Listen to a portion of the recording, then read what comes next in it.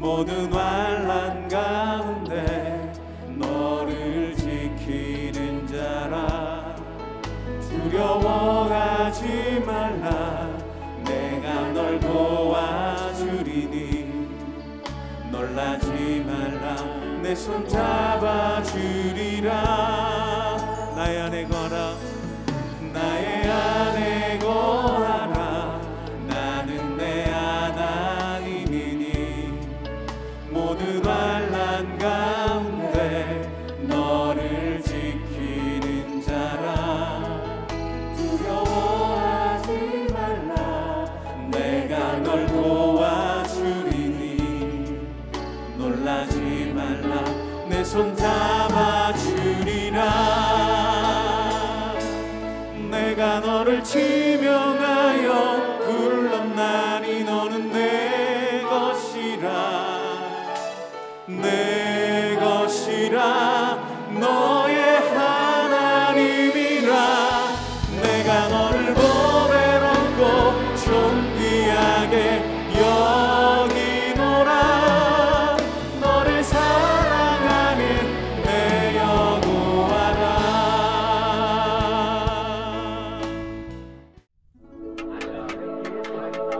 첫 언약에도 섬기는 예법과 세상에 속한 성소가 있더라. 예비한 첫 장막이 있고 그 안에 등잔대와 상과 진설병이 있으니 이는 성소라 일컫고, 또 둘째 휘장 뒤에 있는 장막을 지성소라 일컫나니 금향로와 사면을 금으로 싼 언약궤가 있고 그 안에 만나를 담은 금항아리와 아론의 쌍난 지팡이와 언약의 돌판들이 있고 그 위에 속죄소를 덮는 영광의 그룹들이 있으니 이것들에 관하여는 이제 낱낱이 말할 수 없노라. 이 모든 것을 이같이 예비하였으니 제사장들이 항상 첫 장막에 들어가 섬기는 예식을 행하고, 오직 둘째 장막은 대제사장이 홀로 1년에 한 번 들어가되 자기와 백성의 허물을 위하여 드리는 피 없이는 아니하나니, 성령이 이로써 보이신 것은 첫 장막에 서 있을 동안에는 성소에 들어가는 길이 아직 나타나지 아니한 것이라. 이 장막은 현재까지의 비유니 이에 따라 드리는 예물과 제사는 섬기는 자를 그 양심상 온전하게 할 수 없나니, 이런 것은 먹고 마시는 것과 여러 가지 씻는 것과 함께 육체의 예법일 뿐이며 개혁할 때까지 맡겨둔 것이니라. 할렐루야. 사랑하는 성도 여러분, 오늘도 주님으로 인해서 참 기쁨과 평안을 누리시는 복되고 거룩한 하루가 되시기를 주님의 이름으로 소망합니다. 오늘은 기도의 길이라는 제목으로 함께 하나님의 말씀을 나누도록 하겠습니다. 우리가 계속해서 히브리서 말씀을 살펴보고 있습니다. 히브리서의 핵심 내용은 무엇일까요? 7장부터 쭉 나오는 내용은 바로 예수님께서 원조 대제사장이시다라는 것입니다. 레위 계열이 아니라 그 전에 멜기세덱 계열의 제사장이 있지 않았습니까? 그 멜기세덱이 바로 예수님이다라는 것입니다. 예수님께서 원조 대제사장이고 오히려 레위가 그림자일 뿐이다라는 것입니다. 모형일 뿐이라는 것입니다. 그러면 우리는 이런 질문을 하게 될 것입니다. 이스라엘 백성들이 1400년 동안 이 말씀이 기록될 때까지 지내왔던 그 제사제도, 이 모든 것이 아무 의미가 없는 것이냐? 그런 질문을 하게 될 것입니다. 그러나 그렇지 않다라는 것이죠. 우리는 항상 이것 아니면 저것이냐라는 흑백 논리에 많이 익숙해져 있습니다. 여러분, 씨앗과 열매는 다른 것입니다. 그렇지만 씨앗 없이는 열매가 있을 수가 없죠. 씨가 자라서 열매가 되는 것입니다. 모형이 있다라는 것은 반대로 또 원형이 있다라는 것이겠죠. 모형은 나름대로 그 가치가 있습니다. 모형을 먼저 보여줌으로 그 원형을 상상하게 만드는 것입니다. 그림자도 마찬가지죠. 그림자가 있다라는 것은 실체가 있다라는 것입니다. 그림자도 유용합니다. 그림자를 보면서 실체의 모양이 저렇게 되어 있겠구나라고 생각할 수 있다라는 것입니다. 그래서 모형은 그만큼의 가치가 있다라는 것입니다. 오늘 본문 9장 1절에서 10절까지의 말씀이 무엇입니까? 구약의 성막 제도에 대해서 나와 있습니다. 이것은 성전 대신 예수님을 말하는 것입니다. 성막을 어떻게 만드는지 자세히 보면 거기에 메시지가 있다라는 것입니다. 예수님이 어떤 분이신가를 알 수 있다라는 것이죠. 여러분, 저희 아들이 있는데 자동차를 참 좋아합니다. 집에 자동차 모형으로 된 장난감들이 많이 있는데요. 저희가 타보지도 못할 그런 고급 승용차들 모형을 가지고 있습니다. 하지만 모형이니까 그것을 살 수 있습니다. 싼 거는 뭐 그냥 대충 만들 수도 있지만 자주 가지고 다니는 그 푸시카라고 있는데요. 앉아서 있으면 뒤에서 밀어주는 그런 자동차가 있습니다. 브랜드가 포 땡땡으로 시작하는 브랜드입니다. 그것은 문도 열립니다. 앞에 라이트도 들어오고요. 진짜처럼 잘 만들어 놨습니다. 이렇게 세밀한 모형이 있으면 아이가 이 모형 자동차를 보면서 그 자동차가 이렇게 생겼겠구나 알 수 있다라는 것이죠. 그리고 나중에 진짜 그 포 땡땡을 탄다라고 그러면 이거 내가 모형으로 봤던 것과 비슷하네. 문이 열리는 것이 이런 것이고 맞아 이런 느낌이었어 라고 할 것입니다. 그렇지만 이 모형이 실제하고는 똑같지는 않겠죠. 하지만 이 모형이 줄 수 있는 그런 많은 정보를 주는 것과 그러한 마찬가지다라는 것입니다. 여러분, 성막이라는 것이 바로 그런 뜻이다라는 것입니다. 원래는 하늘에 진짜 성막이 있는데 그것이 예수님이거든요. 그것에 대한 모형으로 이 땅에서 본대로 보여주셨다라는 것입니다. 그 모양대로 거기에 메시지가 있다라는 것입니다. 이 성경은 그 장막이 비유다라고 말하고 있습니다. 우리 9절과 10절 말씀을 보면 이렇게 나와 있습니다. 이 장막은 현재까지의 비유니 이에 따라 드리는 예물과 제사는 섬기는 자를 그 양심상 온전하게 할 수 없나니 이런 것은 먹고 마시는 것과 여러 가지 씻는 것과 함께 육체의 예법일 뿐이며 개혁할 때까지 맡겨둔 것이니라. 네, 여기서 말하는 개혁이라는 것은 예수님의 실체가 올 때까지를 말하고 있습니다. 오늘 읽은 1절에서 10절까지의 제일 중요한 내용이 무엇이냐면 이것을 신학적으로 표현한다면 하나님께서 우리에게 관계 맺는 방법을 가르쳐 주신다라는 것입니다. 관계를 맺는다라는 것이 무엇입니까? 우리들 가운데 이런 사람들이 있죠. 사회성이 결여된 사람들이 있습니다. 혼자서는 되게 잘하는데 관계 맺는 법을 모릅니다. 매너가 너무 없어서 사람과 사귈 줄도 모르고 같이 밥 먹고 차 마시고 이런 것들을 할 줄 모릅니다. 그럴 때는 어떻게 해야 합니까? 배워야 되겠죠. 사회성을 배워야 합니다. 여러분, 배우지 않으면 할 수 없습니다. 마찬가지로 하나님과 우리와의 관계가 우리의 죄로 인해서 관계가 깨어져 버렸습니다.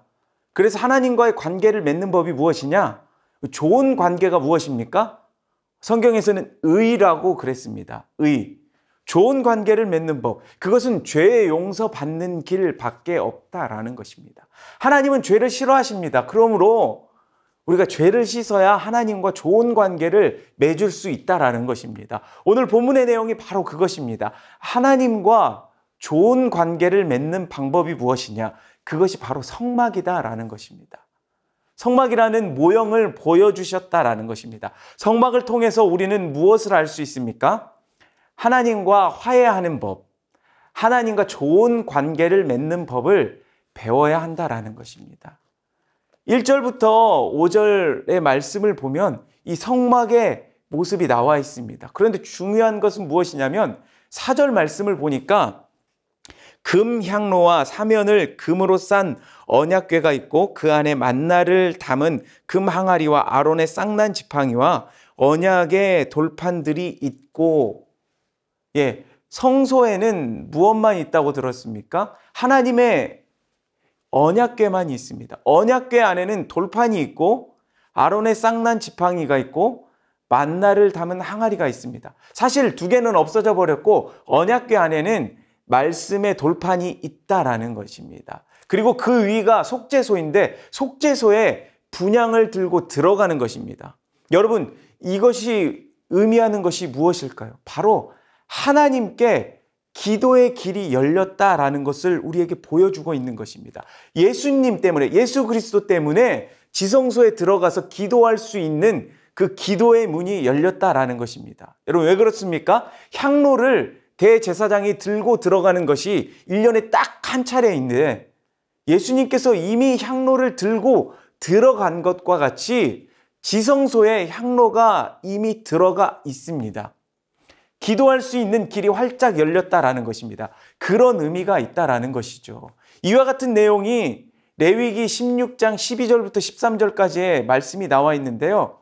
레위기 16장 12절부터 13절 말씀을 보면 향로를 가져다가 여호와 앞 제단 위에서 피운 불을 그것에 채우고 또 곱게 간 향기로운 향을 두 손에 채워가지고 휘장 안에 들어가서 여호와 앞에서 분향하여 향연으로 증거궤 위 속죄소를 가리게 할지니 그리하면 그가 죽지 아니할 것이며 라고 나와 있습니다. 그러므로 하나님 앞에 나아가서 기도하는 것, 여러분 그냥 나가면 죽었다라는 것입니다. 그런데 향로를 피와 함께 들고 가는 것입니다. 들고 나가는 것입니다. 분향하는 연기가 속죄소에 가득 차고 그 위에 또 피를 뿌리는 것입니다. 이 피와 향기, 그것이 있어야만 기도의 응답이 있다라는 것입니다. 그것이 바로 기도입니다. 그런 것을 성경에서 우리에게 말씀해 주고 있다라는 것이죠. 여러분 중요한 것은 무엇이라고 그랬습니까? 오늘 본문 4절 말씀이다라고 그랬습니다. 성소의 모습을 다시 살펴보면 들어가자마자 왼쪽에 금촛대가 있습니다. 촛대의 역할은 뭐죠? 빛을 비추는 것입니다. 예수님께서 바로 빛이시다라는 것을 말씀해 주고 있습니다. 반대쪽 오른편에는 무엇이 있냐? 바로 진설병이 있습니다. 떡상이 있죠. 진설병을 비춰줍니다. 여기에는 떡 12개가 있습니다. 두 줄로 6개씩 딱 있습니다. 이것을 의미하는 것은 무엇일까요? 이스라엘 백성들을 의미합니다. 이 무슨 말이냐? 예수님께서 이스라엘 백성들을 향해 빛을 비춰주고 계십니다. 그리고 떡 자체가 무엇입니까? 하나님께서 먹여주신다라는 것이죠. 그리고 가운데 보면 분향단이라는 게 있습니다. 거기에는 향로가 있는데요. 성도의 기도를 받으신다라는 것입니다. 그것을 들고 1년에 한 차례 대제사장이 들고 들어가는 것입니다. 제사장이 하는 일이 무엇입니까? 이 금촛대가 있는데 금촛대는 매일 기름을 넣어야 합니다. 우리가 흔히 제단에 불이 꺼지지 않기를 원합니다. 이런 말씀을 많이 들었잖아요. 이것이 바로 촛대 불입니다. 불이 꺼지지 않는 것입니다. 제사장이 항상 관리해야 하는 것입니다. 왜냐하면 기름을 넣지 않으면 불이 꺼지거든요. 이것이 무엇입니까? 바로 성도의 기도입니다. 항상 불이 꺼지지 않도록 진설병이라고 하는 떡은 일주일에 한 번씩 바꾸는 것입니다. 핵심이 무엇입니까? 향로가 안으로 들어가더라라는 것입니다. 우리 다시 한번 1절에서 4절 말씀을 한번 보도록 하겠습니다. 첫 언약에도 섬기는 예법과 세상에 속한 성소가 있더라. 예비한 첫 장막이 있고 그 안에 등잔대와 상과 진설병이 있으니 이는 성소라 일컫고 또 둘째 휘장 뒤에 있는 장막을 지성소라 일컫나니 금향로와 사면을 금으로 싼 언약궤가 있고 그 안에 만나를 담은 금 항아리와 아론의 쌍난 지팡이와 언약의 돌판들이 있고 그 위에 속죄소를 덮는 영광의 그룹들이 있으니 이것들에 관하여는 이제 낱낱이 말할 수 없노라.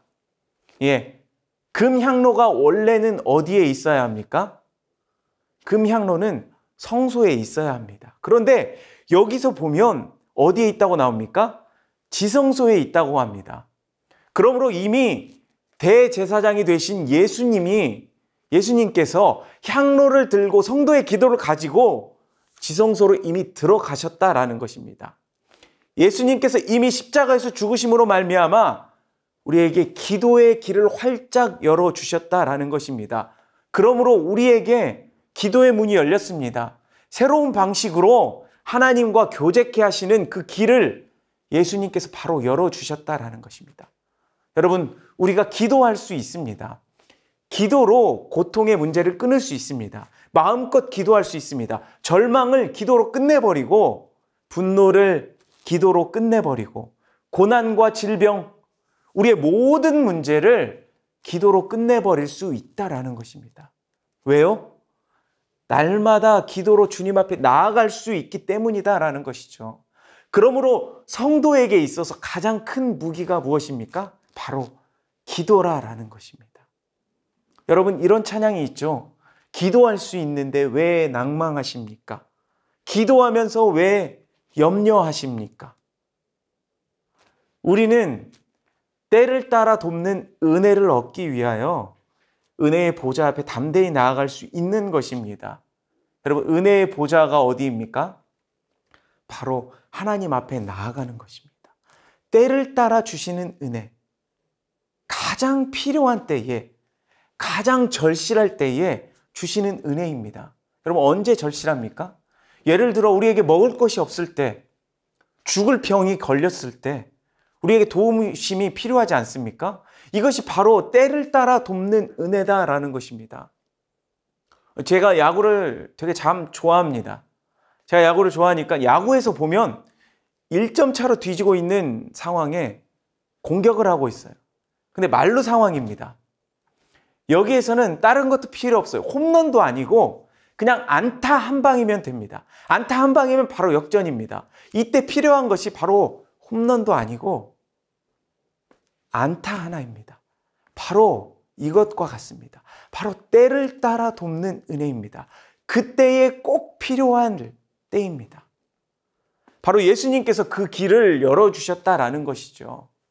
예수 그리스도로 인해서 하나님과 교제할 수 있는 그 새로운 길, 바로 기도의 길이 열리게 된 것입니다. 기도의 문으로 하나님의 보좌 앞에 나아가시는 우리 모든 성도님들이 되시기를 주님의 이름으로 소망합니다. 여러분, 말씀 마무리하도록 하겠습니다. 우리의 인생 가운데 그런 기회를 예수님께서 우리에게 주셨습니다. 기도의 문을 활짝 열어주셔서 때를 따라 돕는 은혜를 우리에게 허락하여 주셨습니다. 그래서 은혜의 보좌 앞에 우리가 담대히 나아갈 수 있다는 것입니다. 사랑하는 성도 여러분, 그러므로 우리가 기도해야 합니다. 기도로 모든 어려움들을 이기고 기도로 모든 문제를 끊어버릴 수 있는 거룩하고 복된 우리 주님의 자녀들이 다 되시기를 우리 주님의 이름으로 축원합니다. 이 시간 함께 우리 기도 제목으로 함께 기도하며 나아갈 텐데, 먼저 첫 번째, 우리에게 새로운 길, 기도의 길을 활짝 열어주신 예수 그리스도를 의지함으로 날마다 기도로 하나님 앞에 더 가까이 나아가는 우리의 모든 삶이 되게 하여 주시옵소서. 두 번째, 우리 안에 있는 모든 염려, 고통, 질병 등 여러 가지 문제들을 기도로 끊어버릴 수 있는 거룩한 주님의 자녀들이 되게 하옵소서. 우리 한 번 더 기도하실 때에는 이 제목을 가지고 한번 기도했으면 좋겠습니다. 이번 주에는 영아부, 유년부, 초등부, 소년부 성경학교가 있습니다. 우리 다음 기도 제목을 읽고 진행되는 미준팀 성경학교를 위해서 함께 기도하겠습니다. 먼저 첫째, 영아부 여름 성경학교가 복음 쑥쑥, 믿음 쑥쑥이라는 주제로 진행이 됩니다. 아이들이 복음을 이해할 수 있는 언어로 전해지고 또한 아이들과 부모님들이 복음을 깨닫고 변화되는 역사가 일어나게 하소서. 두 번째, 유년부 성경학교를 준비하는 사역자와 선생님들에게 성령의 충만함을 주시고 유년부 온 가정이 성경학교를 기대하고 기도로 준비하고 가족 구성원 모두 예수님을 만나게 하소서. 세 번째, 초등부 성경학교의 준비부터 마무리하는 모든 시간이 주 안에서 아름다운 교제와 축제의 시간이 되게 하시고 모든 이들이 함께 살아나고 함께 회복되는 역사가 있게 하소서. 끝으로 소년부 성경학교 중에 진행되는 모든 예배와 프로그램 가운데 함께하여 주셔서 하나님께서 주시는 은혜로 잘 준비하게 하시고 잘 진행하여서 하나님께서 공급하시는 은혜와 기쁨이 충만한 여름 성경학교 되게 하옵소서. 우리 이러한 기도 제목으로 함께 기도하며 나아가도록 하겠습니다.